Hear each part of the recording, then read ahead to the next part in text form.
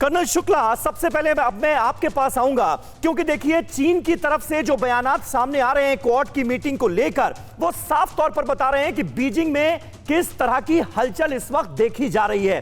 चीन को यह डर सता रहा है कि कहीं ये जो क्वाड है ये एशिया का नेटो ना बन जाए। आज किस तरह की रूपरेखा तय की गई होगी इस मीटिंग में चीन को लेकर, चीन की दादागिरी को लेकर?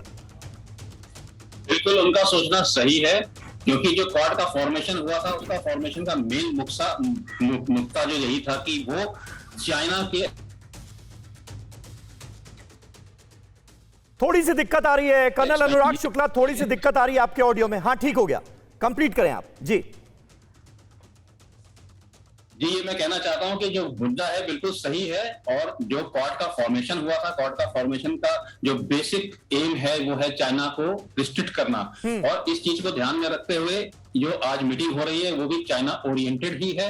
और इसके बाई स्टैंडिंग में हम रशिया और यूक्रेन का कॉन्फ्लिक्ट भी देख रहे हैं। तो चाइना का जो रिएक्शन आया है, चाइना का रिएक्शन बिल्कुल सही है। चाइना इस बात से विचलित है और चाइना समझ सकता है कि अगर इस तरह का कभी फ्यूचर सिचुएशन आया जहां पे कि आर्म्ड कॉन्फ्लिक्ट होने की संभावना है, तो चाइना को पता है कि ये क्वाड जो है पूरा एकजुट होकर उसके खिलाफ खड़ा होगा और उसको इसका चैलेंज फेस करना पड़ेगा। बिल्कुल, और देखिए ये जो ताकत है क्वाड की, शायद यही ड्रैगन की सबसे बड़ी चिंता है, क्योंकि भविष्य में अगर क्वाड की ताकत और बढ़ती है तो चाइना को लिमिट करने में यह सबसे महत्वपूर्ण संगठन साबित होगा। और आशीष, जो बातें कही जा रही हैं क्वाड को लेकर, उसमें कई चीजें सच भी साबित होती नजर आ रही हैं। मसलन कि ये एक बड़ा इनफॉर्मल सा संगठन माना जाता था, लेकिन आज पूरी दुनिया की नजरें इस बैठक पर, इस मीटिंग पर है। ब्लेम चाइना, वो इसलिए क्योंकि रीगैल्वेनाइज कर दिया है पूरी तरह से चीनी अग्रेशन ने, और एक नहीं कई सारे फ्रंट्स पे। और इसी वजह से क्वाड को एक जॉइंट सेक्रेटरी लेवल से 5 सालों के अंदर में हमने टॉप मोस्ट शिखर सम्मेलन के तौर पर देखा है। तो आइए आपको जल्दी से सिर्फ 3 पॉइंट्स में बताते हैं कि क्वाड के मकसद क्या क्या हैं। सबसे पहले देखिए, हिंद प्रशांत क्षेत्र में चीन की बढ़ती दादागिरी को रोकना, यह पॉइंट नंबर 1 है। और सबसे पहला मकसद है ये क्वाड का, जिसकी हाईएस्ट लेवल पे, शिखर सम्मेलन लेवल पर शुरुआत हो चुकी है। रवि, दूसरा मकसद? बिल्कुल, चीन की ताकत को रोकना यह पहला मकसद है। और साउथ चाइना सी में चीन की हिमाकतों पर लगाम, लगातार चीन एक तरीके से डेरोगेटरी रहा है उन देशों के लिए जो उसके पड़ोस में हैं, तो उस पर भी नियंत्रण लगाना एक बड़ा मकसद होगा। तीसरा मकसद देखिए, चीन की विस्तारवादी नीतियों पर किस तरह से अंकुश लगाया जाए।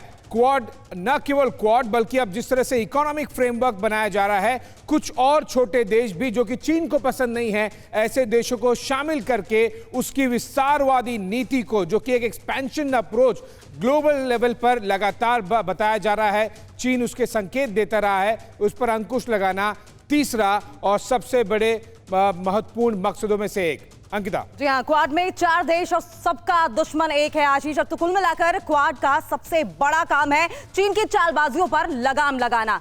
इसका गठन इंडो पैसिफिक क्षेत्र की सुरक्षा सुनिश्चित करने के लिए किया गया था। सबसे बड़ा मकसद है इस इलाके में चीन के बढ़ते राजनीतिक और सैन्य दबाव पर अंकुश लगाना, क्योंकि यह इलाका दुनिया के लिए बेहद अहम है। ऐसे में इंडो पैसिफिक रीजन में इंडियन और पैसिफिक ओशियन के कुछ इलाके शामिल हैं, और इस इलाके की सीमाएं भारत, जापान, ऑस्ट्रेलिया और अमेरिका को छूती हैं। और इसीलिए इसी इलाके में साउथ चाइना सी भी आता है, जहां चीन सबसे ज्यादा हिमाकतें करता आया है और लगातार कर भी रहा है। इंडो पैसिफिक रीजन में दुनिया की आधी आबादी रहती है, ग्लोबल जीडीपी में 60% से ज्यादा हिस्सेदारी है, और इस इलाके में पूरी दुनिया की जमीन का 25% हिस्सा है।